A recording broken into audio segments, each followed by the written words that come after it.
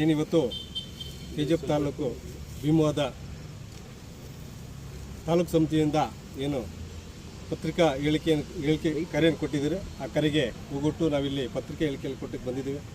ವಿಚಾರ ಏನಪ್ಪ ಅಂತಂದರೆ, ರಾಜ್ಯದಲ್ಲಿ ಇದಕ್ಕೆ ಕಾಂಗ್ರೆಸ್ ಸರ್ಕಾರ ಅಧಿಕಾರಕ್ಕೆ ಬರೋಕ್ಕೆ ಮುಂಚೆ ಒಂದು ಮುನಿವಾದ ಸರ್ಕಾರ ಇತ್ತು. ಅದು ಶೋಷಿತ ಸಮುದಾಯ ಆಗಿರ್ಬೋದು, ತುಳಿತಕ್ಕೆ ಒಳಗಾದಂಥ ಸಮುದಾಯ ಆಗಿರ್ಬೋದು, ಮತ್ತು SC ST OBC RM ಸಮುದಾಯಗಳಿಗೆ ನ್ಯಾಯ ಕೊಡ್ತಕ್ಕಂಥದ್ರಲ್ಲಿ ತುಂಬ ವಿಫಲವಾಗಿತ್ತು.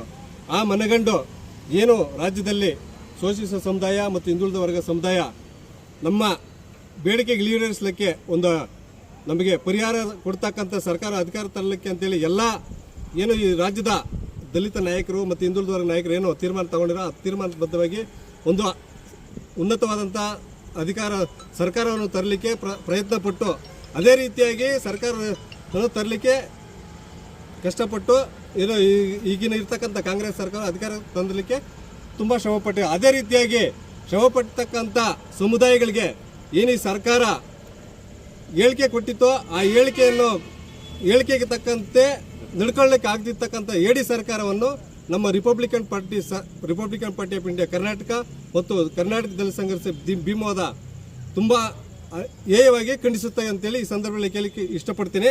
ಮತ್ತು ನಮ್ಮ ಹಕ್ಕೊತ್ತಾಯಗಳು ಏನಂತಂದರೆ, ಶೋಷಿತ ಸಮುದಾಯಗಳು ಸುಮಾರು 75 ವರ್ಷ ಸ್ವತಂತ್ರ ಬಂದರೂ ಸಹ ಏನು ಸಮುದಾಯಗಳಿಗೆ ಕೊಡ್ತಕ್ಕಂಥ ಆರ್ಥಿಕ ಆಗಿರ್ಬೋದು, ಮೀಸಲಾತಿ ಆಗಿರ್ಬೋದು, ಸಂಪೂರ್ಣವಾಗಿ ಸಂವಿಧಾನವನ್ನು ಜಾರಿಗೆ ಮಾಡಲಿಕ್ಕಂಥ ಸರ್ಕಾರ ಯಾವುದೂ ಸಹ ಮುನ್ನೆಲೆಗೆ ಬಂದಿಲ್ಲ. ಆದ್ದರಿಂದ ನಾವು ಕರ್ನಾಟಕ ದಲಿತ ಸಂಘ ಸಮಿತಿ ಭೀಮವಾದ ಮತ್ತು ರಿಪಬ್ಲಿಕನ್ ಪಾರ್ಟಿ ಆಫ್ ಇಂಡಿಯಾ ಹಕ್ಕೊತ್ತಾಯಗಳ ಮುಖಾಂತರ ಏನು 10 ಹಕ್ಕೊತ್ತಾಯಗಳನ್ನು ಹೇಳಿದರೆ ಅದಕ್ಕೆ ಸಂಪೂರ್ಣವಾಗಿ ಜಾರಿ ಮಾಡಬೇಕಂತೇಳಿ ತಮ್ಮ ಏನು ದಿನಾಂಕ 15/8/2024 ಮೈಸೂರು ಜಿಲ್ಲಾ ಅಧಿಕಾರಿಗಳ ಕಚೇರಿಯಿಂದ ಕಾಲ್ನಡಿಗೆ ಜಾಥಾವನ್ನು ಹಮ್ಮಿಕೊಂಡಿದ್ದೇವೆ. ಆ ಹಮ್ಮಿಕೊಂಡಿದ್ದಕ್ಕೆ ಜಾಥೆಗೆ ಕಾಲ್ನಡಿಗೆ ಜಾಥೆಗೆ ಇಡೀ ನಮ್ಮ ಕೋಲಾರ ಜಿಲ್ಲಾ ಸಮಿತಿ ಸಂಪೂರ್ಣವಾಗಿ ಬೆಂಬಲವನ್ನು ಕೊಡ್ತದೆ. ಮತ್ತು ಎಲ್ಲ ತಾಲೂಕುಗಳಿಂದನೂ ಕರ್ನಾಟಕ ದಲಿತ ಸಂಘ ಭೀಮವಾದ ಮತ್ತು Republican Party of India Karnataka ಪದಾಧಿಕಾರಿಗಳು ಸಂಪೂರ್ಣವಾಗಿ ಬೆಂಬಲ ಕೊಡ್ತಕ್ಕಂತೇಳಿ ಹೇಳಿ ನಾನು 2 ಮಾತು ಮುಗಿಸ್ತಾ ಇದ್ದೀನಿ. ಇನ್ನು ಎಲ್ಲ ಸಮಾನ ಮನಸ್ಕರರು ಈ ಜಾಥೆಗೆ ಬೆಂಬಲ ಕೊಡ್ತಕ್ಕಂಥವರು ಕೈ ಜೋಡಿಸ್ಬೇಕಂತೇಳಿ ಈ ಪತ್ರಿಕಾ ಹೇಳಿಕೆ ಮುಖಾಂತರ ತಮ್ಮಲ್ಲಿ ಮನವಿ ಮಾಡಿಕೊಳ್ತಾ ಇದ್ದೀನಿ. Jai Bhim. Republican Party of India ಮತ್ತು ಕರ್ನಾಟಕ ದಲಿತ ಸಂಘರ್ಷ ಸಮಿತಿ ಭೀಮವಾದ ರಾಜ್ಯ ಸಮಿತಿಯಿಂದ ಪರಿಶಿಷ್ಟ ಜಾತಿ ಯೋಜನೆ ಹಾಗೂ ಪರಿಶಿಷ್ಟ ಪಂಗಡ ಉಪಯೋಜನೆ SCP TSP ಹಣವನ್ನು ಗ್ಯಾರಂಟಿ ಯೋಜನೆಗಳಿಗೆ ಸರ್ಕಾರ ಭರಿಸಿಕೊಂಡಿರುವ ಮತ್ತು ಆ ಹಣವನ್ನು ದುರುಪಯೋಗ ಮಾಡಿಕೊಂಡಿರುವಂತಹ ಒತ್ತಾಯಿಸಿ ಮೈಸೂರು DC ಕಚೇರಿಯಿಂದ ಮತ್ತು ಬೆಂಗಳೂರಿನ ವಿಧಾನಸೌಧವರೆಗೂ ಕಾಲ್ನಡಿಗೆ ಜಾಥಾವನ್ನು ಹಮ್ಮಿಕೊಳ್ಳಲಾಗಿದೆ. ನಮ್ಮ ಸಂಘಟನೆ ಕಡೆಯಿಂದ ಡಾಕ್ಟರ್ R. ಮೋಹನ್ ರಾಜನ್ ಅವರ ನಾಯಕತ್ವದಲ್ಲಿ ಈ ಒಂದು ಕಾರ್ಯಕ್ರಮವನ್ನು ನಾವು ಹಮ್ಮಿಕೊಂಡಿದ್ದೇವೆ. ಏನು ದಲಿತರಿಗೆ ಮೀಸಲಿಟ್ಟಿರುವಂತಹ ಹಣವನ್ನು ಇವರು ಗ್ಯಾರಂಟಿ ಯೋಜನೆಗಳಿಗೆ ರಾಜಕೀಯವಾಗಿ ಬಳಸ್ಕೊಂಡಿರುವಂತಹ ಇದನ್ನು ವಿರೋಧಿಸಿದ್ದೀವಿ. ಅದೇ ರೀತಿ ಪ್ರತಿಭಾವಂತ ವಿದ್ಯಾರ್ಥಿ ವೇತನವನ್ನು ಇದನ್ನು ಅಷ್ಟೇ ಗ್ಯಾರಂಟಿ ಯೋಜನೆಗಳಿಗೆ ಬಳಸ್ಕೊಂಡಿರುವಂತಹ ಸರ್ಕಾರ ಈ ಕೂಡಲೇ ಎಚ್ಚೆತ್ತುಕೊಳ್ಬೇಕು. ಇದನ್ನ ಏನು ಗ್ಯಾರಂಟಿ ಹಣವನ್ನು ಅವರು ಬಳಸ್ಕೊತಾ ಇದ್ದಾರೆ ಇದನ್ನು ವಾಪಸ್ ನೀಡಬೇಕು, ಮತ್ತೆ ವಾಪಸ್ ನಮ್ಮ ಜನಾಂಗಕ್ಕೆ ನೀಡಬೇಕಂತ ಒತ್ತಾಯಿಸಿ ಮೈಸೂರು DC ಕಚೇರಿಯಿಂದ ಬೆಂಗಳೂರಿನವರೆಗೆ ಕಾಲ್ನಡಿಗೆ ಜಾಥೆಯನ್ನು ಇದೇ ಆಗಸ್ಟ್ 15ರಂದು ಅಲ್ಲಿ ಹಮ್ಮಿಕೊಳ್ತಾ ಇದ್ದೀವಿ. 6 ದಿವಸ ಈ ಒಂದು ಜಾಥಾ ಕಾರ್ಯಕ್ರಮ ಇರುತ್ತೆ. ಈ ಒಂದು ಜಾಥಾ ಕಾರ್ಯಕ್ರಮಕ್ಕೆ ನಮ್ಮ ಕೋಲಾರ ಜಿಲ್ಲೆಯಿಂದ ಕೂಡ ನಾವು ಕೂಡ ಅಷ್ಟೇ ಸುಮಾರು ಒಂದು 500 ಜನ ಈ ಕಾರ್ಯಕ್ರಮಕ್ಕೆ ನಾವು ಭಾಗವಹಿಸ್ತಾ ಇದ್ದೀವಿ ನಾವು. ಆದ್ದರಿಂದ ಎಲ್ಲ ದಲಿತ ಪರ ಹೋರಾಟಗಾರರು, ವಿಚಾರವಂತರು, ಸಾಹಿತಿಗಳು ಎಲ್ಲರೂ ಅಷ್ಟೇ ಸಂಘಟನಾತ್ಮಕ ಒಂದು ಈ ಹೋರಾಟಕ್ಕೆ ಕೈ ಜೋಡಿಸ್ಬೇಕಂತ ತಮ್ಮಲ್ಲಿ ಮನವಿ ಮಾಡ್ಕೊತಾ ಇದ್ದೀವಿ. ನನ್ನ ಹೆಸರು ಯರ್ನಾಗನಹಳ್ಳಿ ರವಿಚಂದ್ರ ಅಂತ ಹೇಳ್ಬಿಟ್ಟು ಕರ್ನಾಟಕ ದಲಿತ ಸಂಘರ್ಷ ಸಮಿತಿ ಭೀಮವಾದದಲ್ಲಿ KGF ತಾಲೂಕು ಸಂಚಾಲಕನಾಗಿ ನಾನು ಕೆಲಸ ಮಾಡ್ತಾ ಇದ್ದೀನಿ. ನಾನು ರವಿಚಂದ್ರ ಅವರು ವಿಚಾರವನ್ನು ನಮಗೆ ಹೇಳಿದ್ದಾರೆ. ಏನಕ್ಕೋಸ್ಕರ ನಾವು ಈ ಕಾರ್ಯಕ್ರಮವನ್ನು ಮಾಡ್ತಾ ಇದ್ದೀವಿ, ಏನಕ್ಕೋಸ್ಕರ ನಾವು ಬೆಂಬಲ ಕೊಡಬೇಕು ಅಂತ. ಹೌದು, ಯಾಕಂದರೆ ಕೆಲವೊಂದು ಹಕ್ಕೊತ್ತಾಯಗಳನ್ನು ನಾವು ಇಟ್ಕೊಂಡು ಇಲ್ಲಿ ಕಾರ್ಯಕ್ರಮ ಮಾಡ್ತಾ ಇದ್ದೀವಿ, ಕಾಲ್ನಡಿಗೆ ಜಾಥಾವನ್ನು ಮಾಡ್ತಾ ಇದ್ದೀವಿ. ಹಕ್ಕೊತ್ತಾಯಗಳು ಇಂತಿರ್ತವೆ. ಏನು SC ST ಸಮುದಾಯಗಳ ಅಭಿವೃದ್ಧಿ ಮೀಸಲಿಟ್ಟ SCSP TSP ಹಣವನ್ನು ಗ್ಯಾರಂಟಿಗಳಿಗೆ ಬಳಸಿರ್ತಕ್ಕಂಥದ್ದು.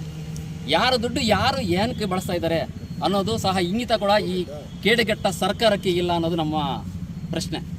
ಇಷ್ಟೇ ನಾವು ಹೇಳಕ್ಕೆ ಹೋಗ್ತಾ ಇರೋದು. ಸುಮಾರು ಎಲ್ಲ ರಾಜ್ಯದಲ್ಲಿರ್ತಕ್ಕಂಥ ಎಲ್ಲ ಶಾಸಕರಿಗೂ, ಅದು BJP ಆಗಿರ್ಬೋದು, ಕಾಂಗ್ರೆಸ್ ಆಗಿರ್ಬೋದು, JDS ಆಗಿರ್ಬೋದು, ಯಾವುದೇ ಶಾಸಕನಾಗಲಿ ಇದನ್ನು ಪ್ರತಿಯೊಬ್ಬನು ಪ್ರಶ್ನೆ ಮಾಡಬೇಕಂತ ವಿಷಯ ಇದು. ಯಾಕಂದರೆ ನಮಗಾಗಿ ಮೀಸಲಿಟ್ಟಿರ್ತಕ್ಕಂಥ ಹಣವನ್ನು ನೀವು ಗ್ಯಾರಂಟಿಗಳಿಗೆ ಬಳಸ್ಕೊಂಡು ನಿಮ್ಮ ಬೇಳೆಕಾಳು ಬೇಯಿಸ್ಕೊಳ್ಳೋದಕ್ಕೆ ನಮ್ಮ ಹಣವನ್ನು ಬಳಸ್ಕೊಂಡಿದ್ದೀರಿ. ಮತ್ತು ಏನು ಮೀಸಲಾತಿಯಲ್ಲಿ ಅಥವಾ ಮೀಸಲಾತಿಯಿಂದ ಶಾಸಕರಾಗಿ ಹೋಗಿರ್ತಕ್ಕಂಥವ್ರು ಏನು ಮಾಡ್ತಾ ಇದ್ದೀರಿ? ಯಾರೋ ಗೆಳೆಯರನ್ನ ಹೇಳ್ತಾ ಇದ್ರು, ಕಣ್ಣು ಕಾಣ್ತಾ ಇಲ್ಲ, ಕಿವಿನೂ ಕೇಳ್ತಾ ಇಲ್ಲ, ಬಾಯಿ ಕೂಡ ತೆಗಿತಾ ಇಲ್ಲ ಅಂತ.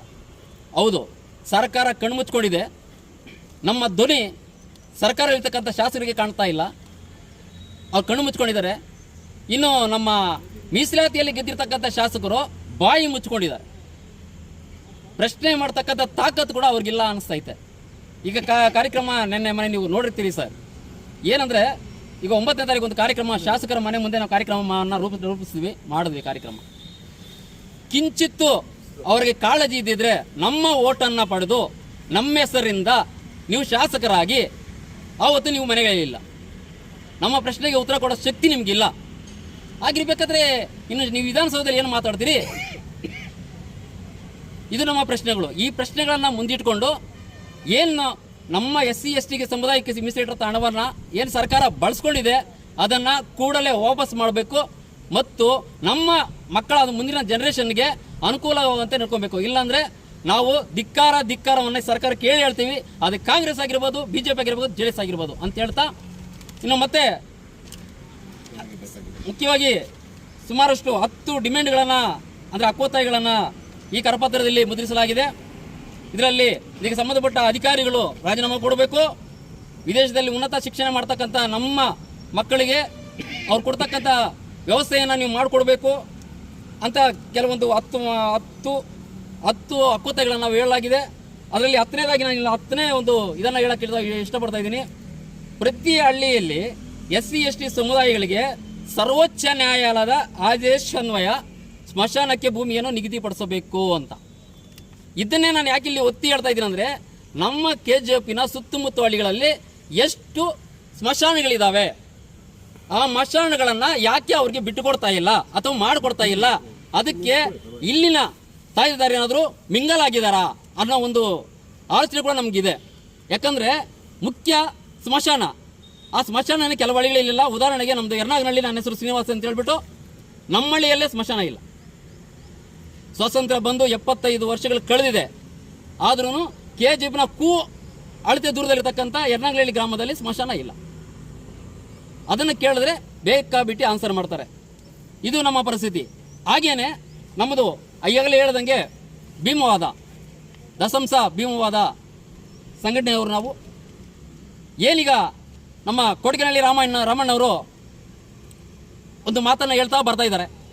ಏನಂದರೆ 70ರ ದಶಕದ ಅಥವಾ 75ರ ದಶಕದ ಸಂಘಟನೆಯನ್ನು ಕಾಡಬೇಕು ಅಂತ.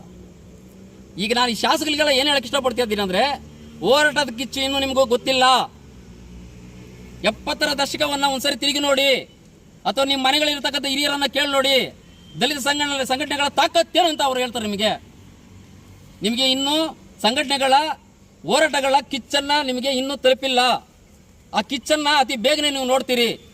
ನಮ್ಮ ಹಣವನ್ನು ವಾಪಸ್ಸು ಕೊಟ್ಟಿಲ್ಲ ಅಥವಾ ನಮಗೆ ಮೀಸಲಿಟ್ಟಿರ್ತಕ್ಕಂಥ ವ್ಯವಸ್ಥೆಯನ್ನು ನೀವು ಸರಿಯಾಗಿ ಮಾಡಿಲ್ಲ ಅಂದರೆ 70-75 ದಶಕದಲ್ಲಿ ಏನು ದಸಂಸ ಇತ್ತು ಆ ಒಂದು ಹೋರಾಟವನ್ನು ಮರುಕಳಿಸಬೇಕಾಗುತ್ತೆ ಕರ್ನಾಟಕ ರಾಜ್ಯದಲ್ಲಿ ಅನ್ನೋ ಒಂದು ಎಚ್ಚರಿಕೆ ಸಹ ಈ ಸರ್ಕಾರಕ್ಕೆ ಮತ್ತು ಈ ಶಾಸಕರಿಗೆ ಈ ಮುಖಾಂತರ ಕೊಡ್ತಾ, ಇನ್ನು ನಮ್ಮ ಮುಂದಿನ ಉದ್ದೇಶ ಹೇಳ್ತಾ ಇದ್ದೀವಿ. ಏನಂದರೆ 70ರ ದಶಕದ ನಾವು ಸಂಘಟನೆ ನೋಡಬೇಕಂದ್ರೆ ಹಳ್ಳಿಯಲ್ಲಿ ಹೋಗಬೇಕು. ಈಗಾಗಲೇ ತುಂಬ ಜನ ತಟಸ್ಥವಾಗಿರ್ತಕ್ಕಂಥ ನಾಯಕರಿದ್ದಾರೆ. ಎಲ್ಲರನ್ನೂ ಈ ನಮ್ಮ ತಂಡ ಏನಿದೆ ನಾವೆಲ್ಲ ಭೇಟಿ ಮಾಡ್ತಾ ಇದ್ದೀವಿ. ಭೇಟಿ ಮಾಡಿ ಈಗಿನ ಪರಿಸ್ಥಿತಿ ಏನಾಗಿದೆ, ಹಿಂದೆ ಏನಾಗಿತ್ತು ಅಂತ ಹೇಳಿ ಅವರನ್ನು ಮತ್ತೆ ನಾವು ಮುನ್ನೆಲೆಗೆ ತಗೊಂಡ್ಬಂದು ಸಂಘಟನೆಯನ್ನು ಬಲಪಡಿಸಿ ನಿಮಗೆ ಸರಿಯಾದ ಶಾಸ್ತಿಯನ್ನು ಮಾಡ್ತೀವಿ ಅಂತ ಈ ಮೂಲಕ ನಾವು ಸಂಘಟನೆ ಮುಖಾಂತರ ಎಚ್ಚರಿಕೆಯನ್ನು ಸಹ ಕೊಡ್ತಾ ಇದ್ದೀವಿ.